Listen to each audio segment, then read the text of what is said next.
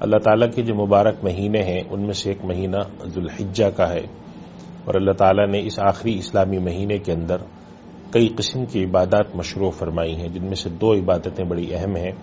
ایک تو حج اللہ تعالیٰ نے اسی مہینے میں رکھا ہے، اور حج ہم سب جانتے ہیں کہ سعودی عرب میں جاتے ہیں اور مکہ مکرمہ، مینا، عرفات اور مزدلفہ، ان کے اندر یہ حج ہوتا ہے، 5 دن کے لیے ہوتا ہے۔ اس کے علاوہ اللہ تعالیٰ نے اس مہینے میں ایک بہت ہی عظیم شان نعمت عطا فرمائی جس کو ہم عید الاضحیٰ کہتے ہیں، اور اللہ تعالیٰ نے جیسے عید الفطر کی نعمت اور خوشی عطا فرمائی، عید الاضحیٰ کی بھی، اور اس موقع پر ایک دوسری جو بڑی عبادت ہم اس مہینے میں انجام دیتے ہیں وہ قربانی کی ہے۔ اور قربانی کے بارے میں صحابہ اکرام نے اللہ کے نبی صلی اللہ علیہ وسلم سے عرض کیا تھا کہ یا رسول اللہ، یہ قربانیاں کیا ہیں؟ تو آپ نے فرمایا تھا کہ تمہارے جد امجد، تمہارے دادا حضرت ابراہیم علیہ السلام کا جاری کیا ہوا طریقہ ہے،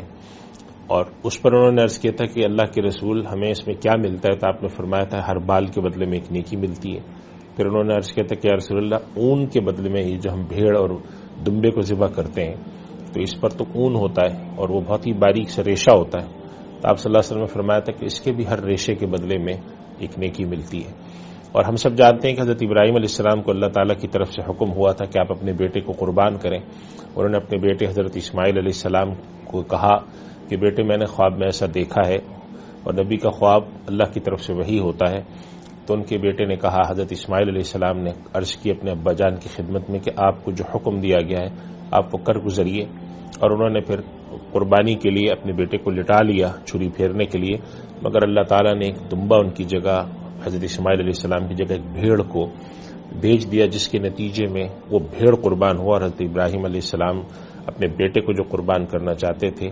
بیٹے کی جگہ وہ جانور قربان ہوا جو اللہ کی طرف سے آیا تھا۔ بعض روایت میں آتا ہے وہ جنت سے لایا گیا تھا،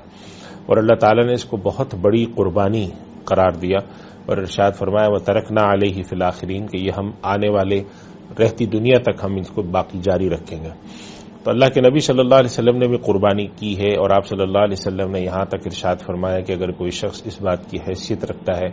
اتنی مالی گنجائش رکھتا ہے، اتنی کشادگی ہے، اتنی وسعت ہے کہ وہ قربانی کر سکے، اور اس کے باوجود وہ قربانی کے معاملے میں لاپرواہی برتے اور قربانی نہ کرے، تو پھر وہ ہماری عیدگاہ نہ آئے۔ عیدگاہ نہ آنے سے مراد محدثین لکھتے ہیں کہ اس آدمی کا ہم سے، مسلمانوں سے پھر تعلق کیا ہے کہ وہ ہماری عیدگاہ میں آ رہا ہے۔ اس وجہ سے قربانی کی بڑی اہمیت ہے۔ اللہ کے نبی صلی اللہ علیہ وسلم نے ایک اور حدیث میں ارشاد فرمایا، جس کے اندر یہ ارشاد اللہ تعالیٰ نے جو قرآن کریم میں بھی ارشاد فرمایا کہ اللہ تعالیٰ کو تمہارے پاس سے جو جانور ہے، اس کی کھال، اس کی ہڈی، اس کا گوشت نہیں پہنچتا ہے، نہ خون پہنچتا ہے۔ تو اللہ کے نبی صلی اللہ علیہ وسلم نے اسی آیت کو مزید واضح کرتے ہوئے فرمایا کہ جس میں ارشاد فرمایا کہ جب جانور کو تم ذبح کرتے ہو تو اس کے گلے میں سے نکلنے والا خون زمین پہ گرنے سے پہلے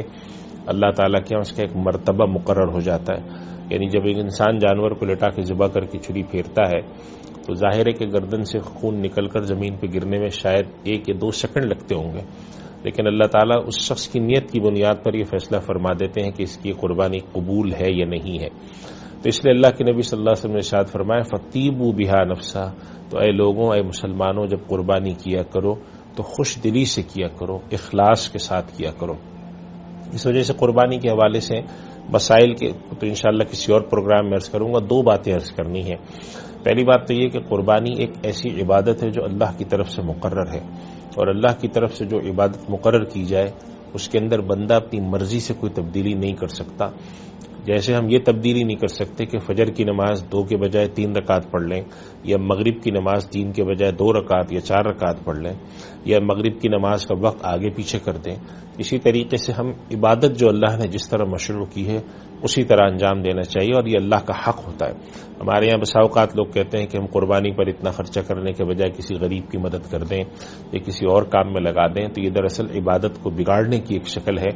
اور خدا تعالیٰ کے حکم کی تعمیل کو دوسری طرف لے جانے کی ایک شکل ہے جو کہ بالکل درست نہیں ہے۔ تو پہلی ایک بات تو یاد رکھیں، قربانی ایک عبادت ہے، اور اس کو عبادت کی طرح انجام دینا چاہیے، نہ اس کو بوجھ سمجھنا چاہیے، نہ اس کے اوپر کوئی دکھاوا ہونا چاہیے۔ اخلاص قربانی میں بہت ضروری ہے۔ بسا اوقات انسان، محدثین نے اور مفسرین نے یہ بات لکھی ہے کہ جو عبادت ظاہری طور پہ لوگوں کو نظر آ رہی ہوتی ہیں ان کے اندر ریاکاری آنے کا بڑا امکان ہوتا ہے۔ اب جیسے قربانی ہے، ایک جانور خرید کے ایک شخص لاتا ہے، اپنے گھر کے باہر باندھتا ہے، 10 لوگ اس کو دیکھ رہے ہیں، تو اس کے اندر ریاکاری پیدا ہونے کا بڑا امکان ہوتا ہے. اس وجہ سے اخلاص کے ساتھ قربانی کرنی چاہیے کہ آپ ایک بہت بڑا جانور لائے اور دل میں یہ خیال آئے کہ مجھ جیسا جانور کوئی نہیں لاتا، یہ جو قربانی میں کرتا ہوں ویسی قربانی کوئی نہیں کرتا. یہ نہیں، اخلاص کے ساتھ اللہ کی بارگاہ میں پیش کرنا چاہیے. اللہ کی بارگاہ میں اخلاص کے ساتھ پیش کیے جانے والی جو چیز ہوتی ہے وہ چھوٹی ہو، مقدار میں کم ہو، وہ اللہ کے ہاں زیادہ قابل قبول ہے بنسبت کے اس کے کہ کوئی چیز بڑی ہو لیکن اس کے اندر ریاکاری شامل ہو. تو یہ دو باتوں کی اہمیت ہے قربانی میں، عبادت سمجھ کے انجام دیں اور خوش دلی کے ساتھ انجام دیں، اور دوسرا ایک اخلاص کے ساتھ انجام دیں. ریاکاری کو ہر صورت میں دور رکھنے کی کوشش کریں تاکہ قربانی اللہ تعالیٰ کے قبول و اللہ تعالیٰ میں عمل کی توفیق عطا فرمائے.